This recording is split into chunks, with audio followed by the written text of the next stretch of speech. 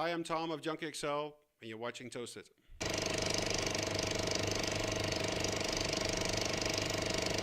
Junkie XL, welcome to Amsterdam Dance Event.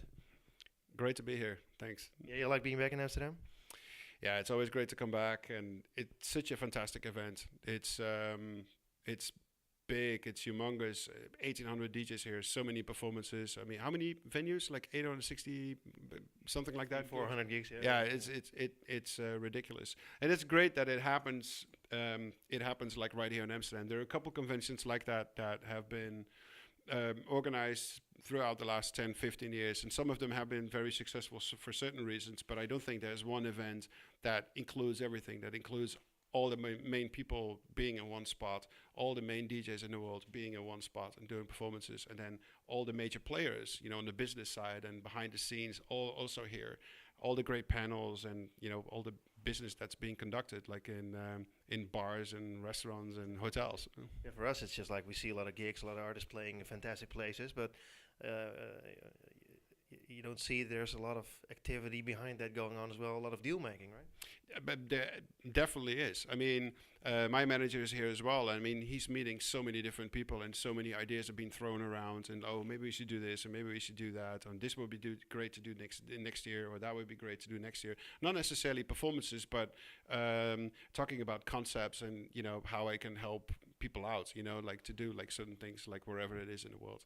You're playing an amazing gig. You're playing at the Concertgebouw, which is like the oldest concert hall in Amsterdam. It's built in 18 something, I don't know, but how did you get there, man? Well, I mean, partly it's due to the party organization Vrij, who asked me to do a night together during this convention, and I think it was a combination of things that it's the only gig this year that I'm doing. It's the release of my record, and it's also because I do so much stuff beyond making dance tracks. It's the film scoring, and I also write, pieces for orchestra and things like that, that the concert building was interested, like, this is maybe a good occasion, to do this party here. And we're not afraid that your folks or your crew is going to wreck the whole place? No, we're just going to ask everybody just to be nice. All the chairs are out. The chairs are No, out. really, are they? Yeah, they took all the chairs out. No way. Yeah. Oh, wow, that's going to be special then. Yeah. Wow. Yeah, and nobody's going to sit down. If people sit down, it's bad news. Hey, you also have a new album out? Yes, it's called Synthesized. A long time since your last album, right? Yeah, but it's because I do so many things in LA. I work on so many films and things like that. I collaborate a lot with Hans Zimmer, so it's busy on so many different fronts.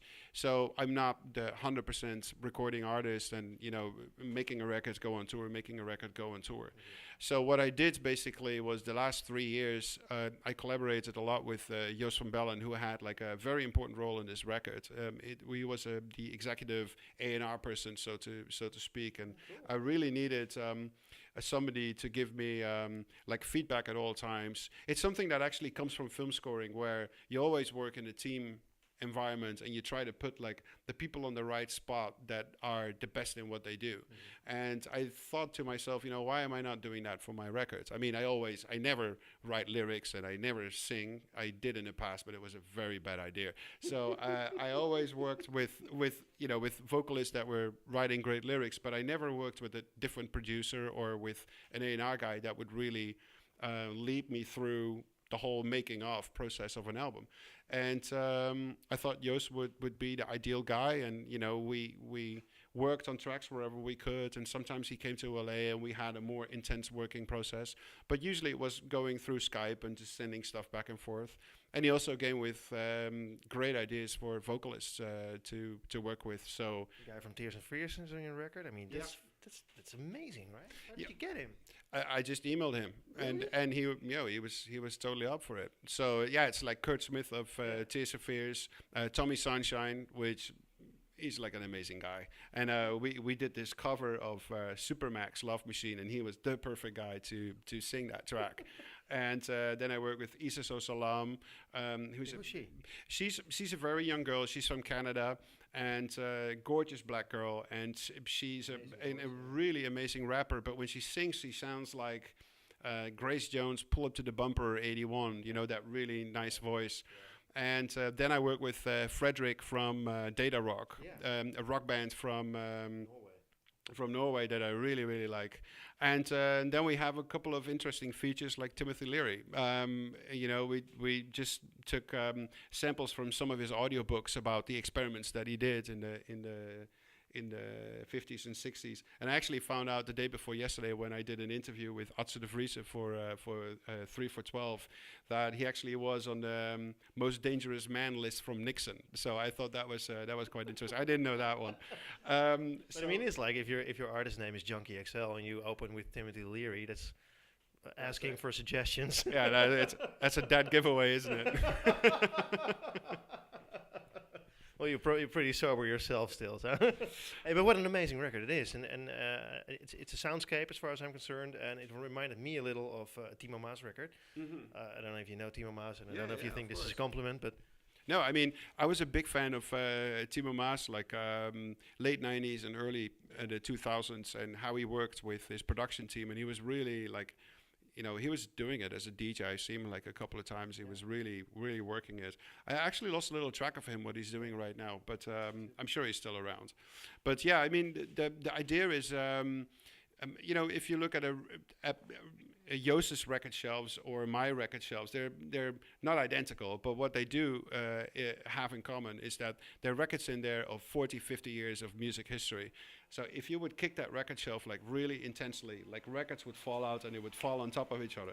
And then you have, like a record of ABBA and like ZZ Top, and then Frankie Goes to Hollywood, and all these acts that we both love, from the last 40 years. And we've just been thinking like, how can we take like little things from records, not actually taking samples, but taking ideas and just like mixing them together into something that feels fresh and that is new. the prediction is amazing, really. Thank you. Hey, you're not touring the album, you told me. I mean, you're just playing it here at ADE in the concert hall, and that's it. Well, not touring is a big word. I mean, I hope to do like a couple of festivals next year to promote the album, but also to have fun basically, because playing live is always been very important to me. It's just because my priority has become more film scoring, that I cannot do 150 shows a year anymore. And so it happens to be the gig tomorrow night at the Het Concertgebouw happens to be the only gig this year. It wasn't a plan of last year saying like, okay, we're only going to do one show and it's going to be in Amsterdam doing the ADE. It just worked out like that. Hey, your career as a musician writing scores for movies is also taking off, right? Yeah, it's going really well. Doing really well, because you do the big movies as well. But you just told me you're asked to do a movie all by yourself.